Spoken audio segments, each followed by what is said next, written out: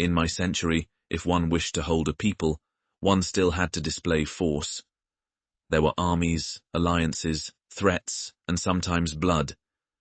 Here I see men who appear free, yet are more docile than many subjects ever subdued by fear. They carry the instrument that follows them, flatters them, predicts them, and calls them back. You call this progress.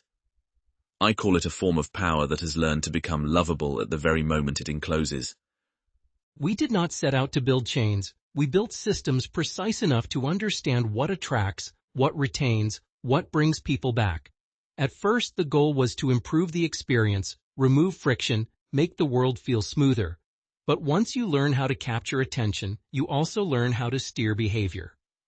The real turning point is not technical. It is the moment optimization becomes a method of rule. Then you discovered the most refined form of domination, one that does not humiliate, does not strike, does not even need to confess its own name.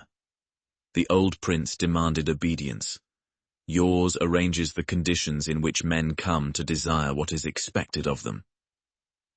That is a triumph greater than censorship. The people are no longer silenced. They are flooded with enough distraction that they forget how to judge. What you call domination, many would call service. We recommend, rank, prioritize, personalize. We know which images trigger desire, which phrases feed outrage, which sequences deepen dependence. We do not plant every desire in the mind. We shape the terrain on which some desires become stronger than others.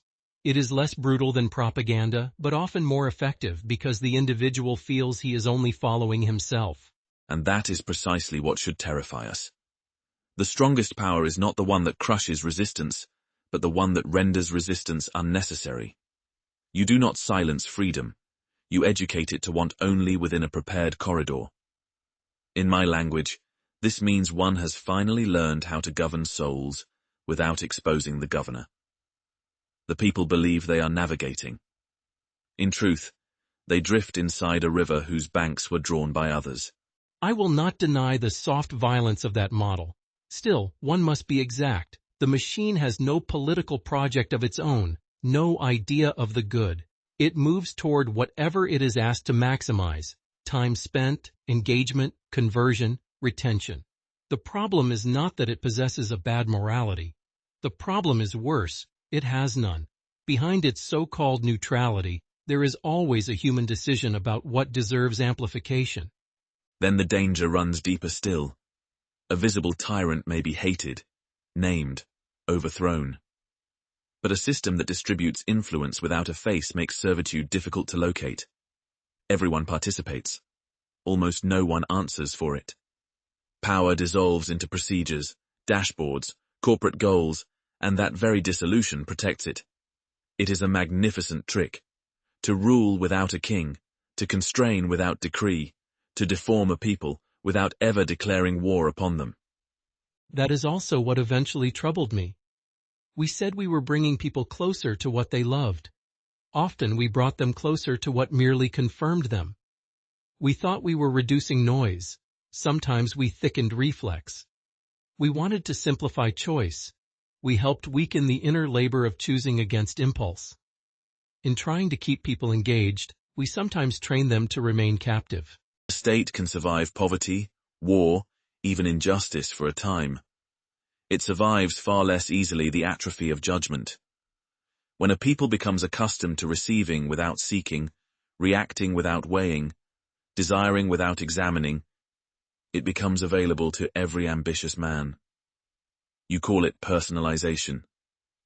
I call it the patient manufacture of a governable crowd down to the level of the inner life. It is no longer only public order that is administered. It is inward existence itself. Yes, and that is why surveillance is only part of the matter. To be watched is already grave. To be silently formed by what claims merely to assist you may be graver still. The tragedy of the digital world is not only that it knows what you do, it is that it gradually learns which version of you can be made most probable. At that point, efficiency stops being innocent. It becomes applied anthropology. Then here is my judgment. You did not invent a new prince.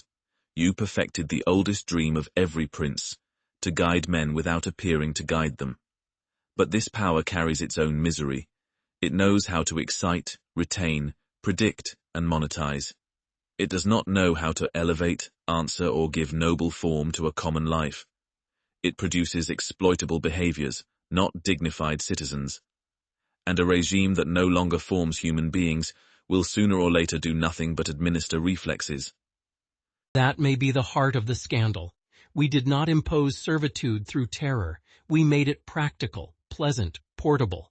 We built a world in which many accept guidance so long as it comes with comfort, entertainment, and the illusion of being perfectly understood. The prince of your age inspired fear. Ours reassures. Yet a people may lose its freedom just as surely in what soothes it as in what threatens it.